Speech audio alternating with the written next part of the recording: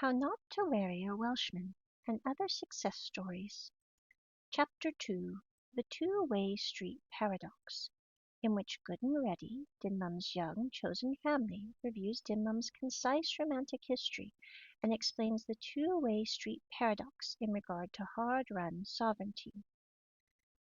Dinmum had tried dating in much the same tentative manner that certain individuals try skiing or snowboarding, and much like those unfortunate winter sports enthusiasts who return from the slopes with severely sprained ankles and an ironclad vow to never strap themselves to a piece of fiberglass again, she had, for all practical intents and purposes, abandoned the enterprise entirely by the time we meet her doing the immigration dance in Chapter 1.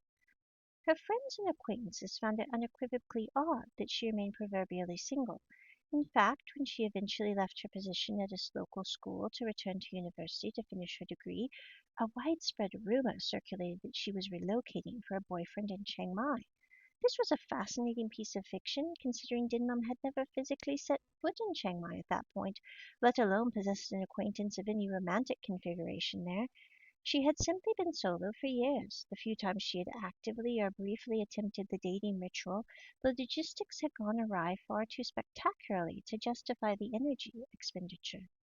As a close friend had once astutely summarized, she does not do stuff that is vastly uncomfortable, and initially dating is usually vastly uncomfortable, ergo she does not date.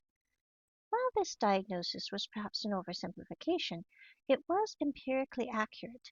Dinmum had spent the entire first 30 years of her life existing in a state of extreme prolonged uncomfortability, not related to dating, but to AWOL family situations. Having finally escaped that systematic reality, she saw absolutely no logical point in continuing down that particular rut once she was free to choose a different path. Her peace was a sovereign territory, and she had no intention of letting a doofus cross the border. Dating was, in Dinmum's documented experience, an incredibly arduous affair filled with humans who became steadily more doofy the longer you were around them, not less so. By the point in time we meet her at the immigration counter, her historical data pool was remarkably concise.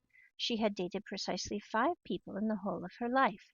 Not a single one of these trial ones had managed to survive past the 3-date mark or a duration of longer than 4 weeks. Granted, in every single case, it was Dinmum who had politely yet firmly declined all future outings. She had been forced to conclude, with a sort of detached clinical clarity, that she had apparently viewed the entire concept of human relationships, romantically speaking, far differently than the vast majority of the population. Dinmum was not a picky person in the least when it came to the initial decision to date. She simply possessed a vastly different paradigm than the public square. She found that while she chose to date people for who she genuinely believed them to be, which admittedly was sometimes an idealized hologram they projected rather than the reality, most people seemed to date for what they thought they could turn a person into.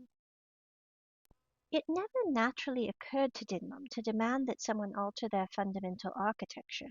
She liked people as they were. If she discovered she didn't like people as they were, she preferred to freely dissolve the situation rather than embark on a campaign to remodel their personality.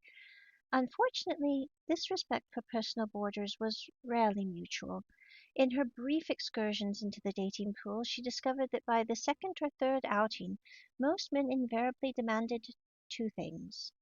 First, they wanted a firm guarantee of biological children. This was a concept that had never been a central directive for Dinmum. Frankly, the idea of producing a miniature her was a bit off-putting. One of her was indeed quite enough, sometimes even a bit too much, logistically speaking. Second, they demanded an explicit timeline for physical intimacy.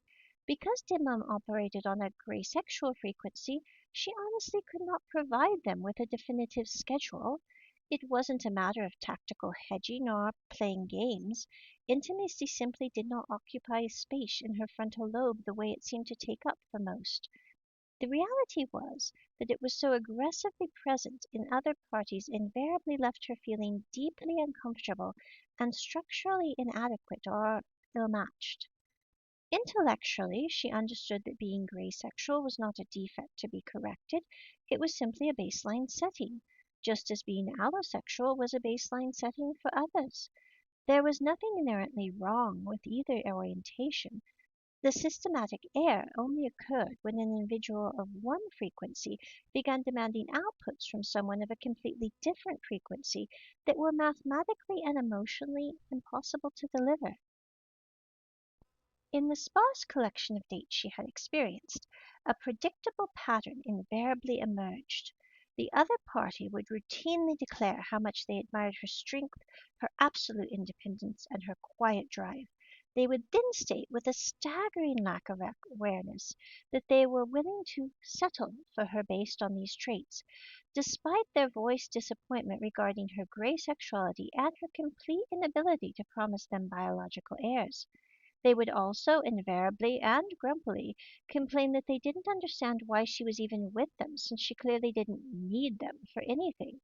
In making this accusation, they conveniently forgot the one or two instances when she actually had asked for a basic courtesy, such as picking her up for a date because they were already nearby. Yet when they proved entirely unable to arrive within a 40-minute window, she logically concluded it was best not to rely on them. The failure of proving dependable led to an independence loop. It reinforced Dim Mum's belief that independence was a necessity, even or especially in a relationship.